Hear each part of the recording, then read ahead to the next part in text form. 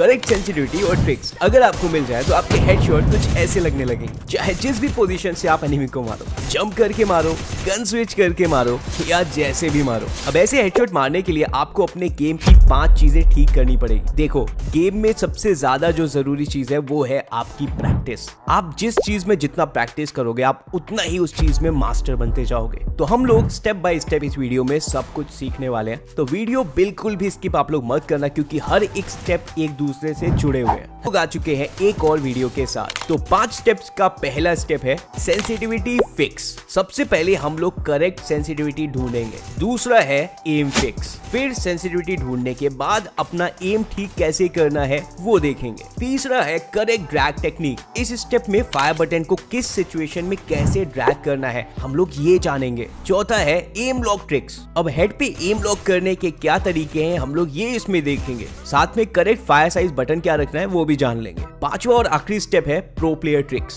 जिसमें हम लोग देखेंगे डबल स्विचिंग कैसे करके हेडशॉट मारे जाते हैं, डबल हेडशॉट कैसे मारे जाते हैं और शूट एंड रीलोड ट्रिक को हम लोग कैसे यूज करते हैं। तो चलिए शुरू करते हैं स्टेप 1 से, करेक्ट सेंसिटिविटी। करेक्ट सेंसिटिविटी हम लोग कैसे निकालते हैं, देखो भाई, हर एक फोन की उसके यूजर यानी जो फोन यूज कर रहा है उसके हिसाब से अलग सेंसिटिविटी होती है। मतलब अगर 2 दोस्त हैं सलमान और अशनीर और वो एक ही फोन पे खेलते हैं तो जरूरी नहीं है जिस सेंसिटिविटी पे सलमान के हेडशॉट लग रहे हो उसी सेंसिटिविटी पे अशनीर के भी हेडशॉट लगे। मतलब अगर मैं अपने फोन की सेंसिटिविटी 0 कर दूं तो आप देख सकते हो मेरे हेडशॉट बिल्कुल परफेक्टली लग रहे हैं और मैं यहाँ पे बैक टू बैक हेडशॉट मारे ही जा रहा हूँ। और आपको लगेगा कि ये जो सेंसिटिविटी है ना 0 वाली, ये मेरे लिए बिल्कुल परफेक्ट होगी क्योंकि इसमें तो मैं सिर्फ हेडशॉट ही हेडशॉट मार रहा हूँ। लेकिन एक मिनट, थोड़ा सा सब्र करो, मैं आप लोग को और भी चीजें दिखाता हूँ। चलो 0 सेंसिटिविटी तो हम लोग ने चेक कर ली। अब मैं अपनी सेंसिटिविटी कर लेता हूँ 200। अब आप देख सकते हो मेरा 200 सेंसिटिविटी हो चुका है, यानी पूरा सेंसिटिविटी मैंने कर लिया है फुल।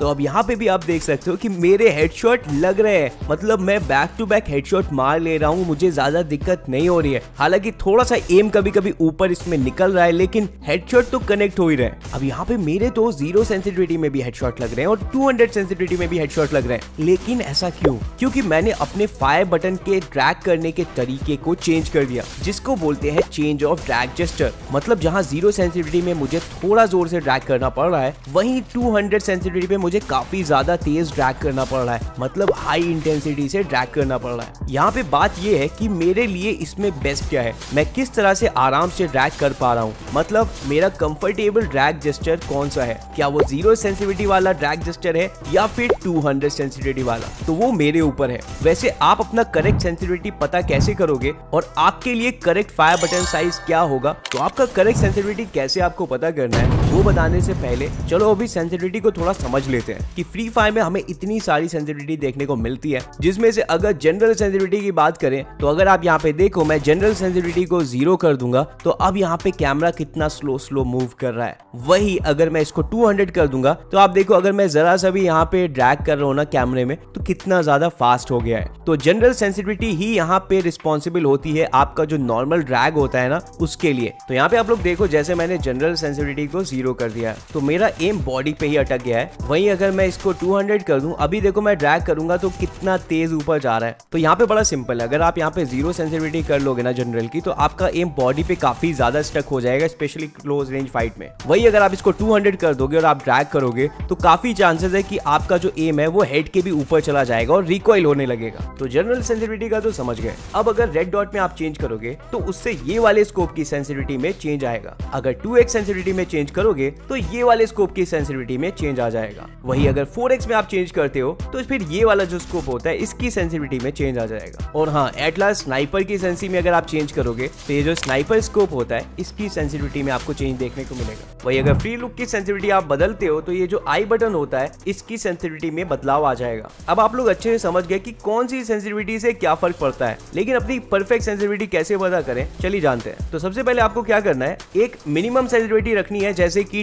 25 और एक हायर सेंसिटिविटी रखनी है जैसे कि 150 और दोनों पे आपको ट्रेनिंग ग्राउंड में खेलना है। और फिर आपको आइडिया लग जाएगा कि किस में खेलने में आपको ज्यादा प्रॉब्लम हो रही है यानी ज्यादा दिक्कत हो रही है। मतलब आपको थोड़ा जोर से ड्रैग करना कंफर्टेबल लग रहा है या फिर बिल्कुल धीरे से ड्रैग करना। फ्री फायर में दो तरीके के प्लेयर होते हैं, एक होते हैं जो लो सेंसिटिविटी पे खेलते हैं यानी कि वो सेंसिटिविटी काफी कम करके कंफर्टेबली खेल पाते हैं, एक होते हैं जो काफी ज्यादा हाई सेंसी पे खेलते हैं यानी कि वो 200 सेंसी या 150 सेंसी में भी कंफर्टेबल हो जाते हैं क्योंकि वो उसको कंट्रोल कर सकते हैं। दोनों में खेलने के अपने अलग अलग फायदे हैं। ऐसा नहीं है कि low sensi player high sensi player से अच्छा होता है या फिर high sensi player low sensi player से अच्छा होता है। ये तो बस डिपेंड करता है कौन सा प्लेयर किस सेंसिटिविटी पे कंफर्टेबल है। तो अगर यहाँ पे 25 और 150 सेंसी में से आपको 25 वाली सेंसी ज्यादा बेटर लग रही है तो आपको क्या करना है, आपको 50 सेंसिटिविटी करके ट्रेनिंग ग्राउंड में आ जाना है। अगर आपको 150 सेंसी यहाँ पे ज्यादा बेटर लग रही है तो आपको 100 सेंसिटिविटी करके ट्रेनिंग ग्राउंड में आ जाना है। अब इस ट्रिक से फायदा ये होगा कि आप अपनी करेक्ट सेंसिटिविटी के थोड़ा सा करीब आ जाओगे।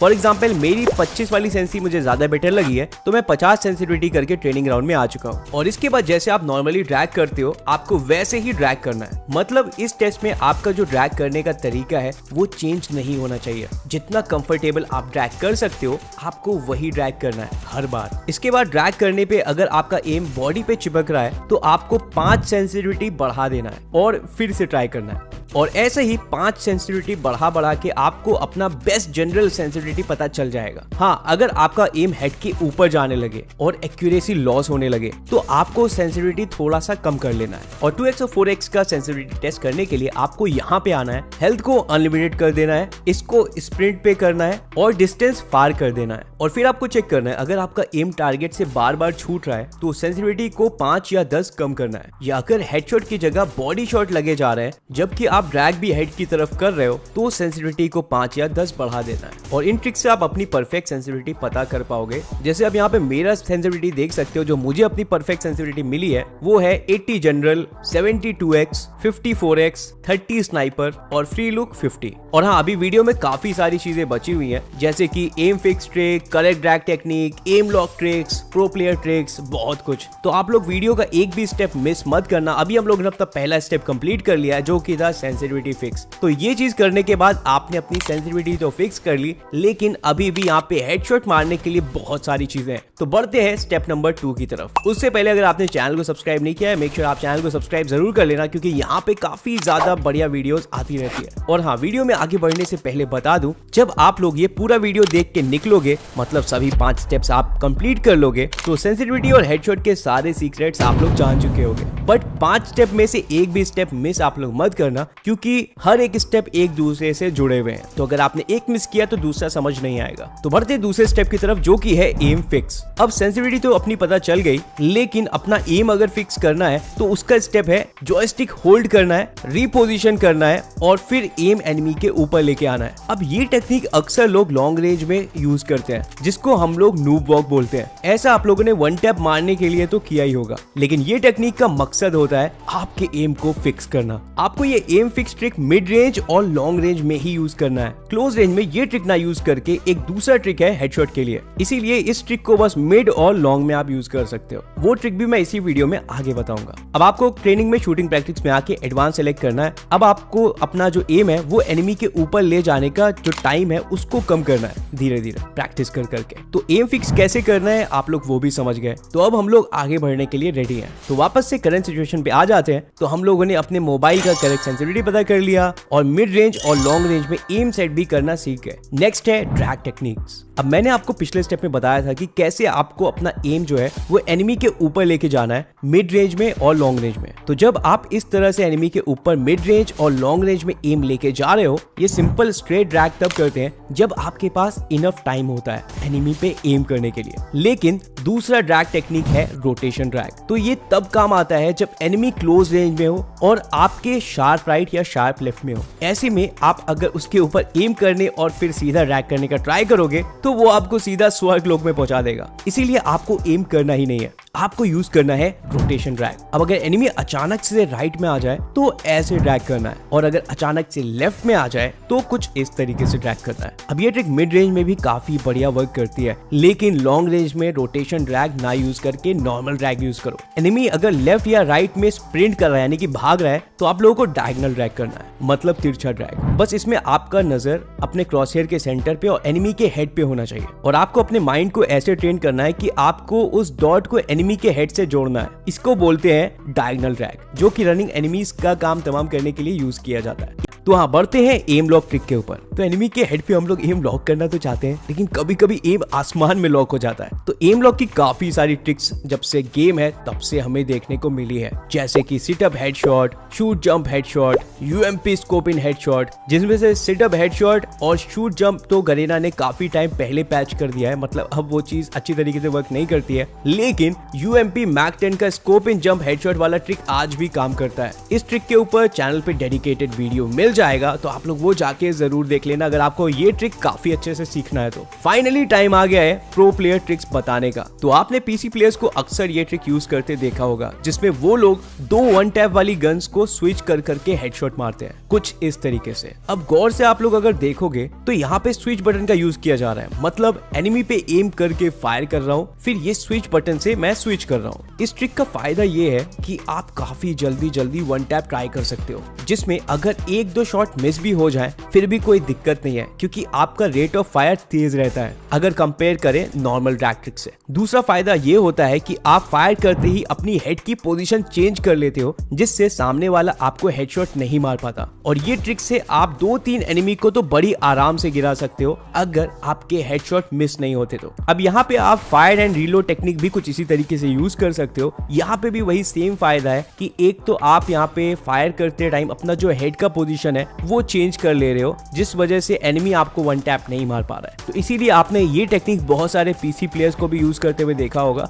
या फिर फोन प्लेयर्स को भी। नेक्स्ट है डबल हेडशॉट्स। अगर आपका सेंसिटिविटी एकदम परफेक्ट है, जो कि हम लोगों ने इस वीडियो में ऑलरेडी कर लिया है, तो आप लोग डबल हेडशॉट भी मारने के लिए रेडी हो। आप लोगों ने प्रो प्लेयर्स को ऐसे एक साथ 2 प्लेयर्स को हेडशॉट मारते हुए भी देखा ही होगा, जिसमें एक एनिमी को हेड लगते ही उसके करीब खड़े दूसरे एनिमी को भी हेडशॉट लग जाता है। अब ये ट्रिक मास्टर करने के लिए आप लोग ट्रेनिंग ग्राउंड में प्रैक्टिस कर सकते हो इन बॉट्स के ऊपर। इसमें आपको हेडशॉट ट्राई करना है और जैसे ही एक एनिमी को हेड लगे, आपको वहीं से ड्रैग कंटिन्यू करके दूसरे एनिमी के हेड की तरफ लेके जाना है, जिससे दूसरे एनिमी को भी हेडशॉट लग सकता है। वैसे ये ट्रिक मास्टर करना थोड़ा मुश्किल है और रिस्की भी, बट अगर प्रैक्टिस अच्छे से कर लो तो सामने वाले को मौका भी नहीं मिलेगा। और अगर आपने इन सभी स्टेप्स को अच्छी तरीके से कंप्लीट कर लिया तो आप यहाँ पे हेडशॉट एक्सपर्ट बन जाओगे। तो आप लोग जाओ, कोशिश करो इन स्टेप्स को कंप्लीट करने का। चैनल को सब्सक्राइब नहीं किया है तो सब्सक्राइब आप लोग जरूर करना। कमेंट आप लोग जरूर करके बताना आप लोगों को वीडियो कैसा लगा, एंड मैं मिलता हूं आप लोग से अगली वीडियो में। लेकिन अगर आप लोगों ने ये वाला वीडियो नहीं देखा है जो आपकी स्क्रीन पे आ रहा है, तो इसको जरूर देख लेना, काफी इंटरेस्टिंग वीडियो है। और मैं मिलता हूं आप लोग से नेक्स्ट वीडियो में, तब तक के लिए बाय बाय, टेक केयर।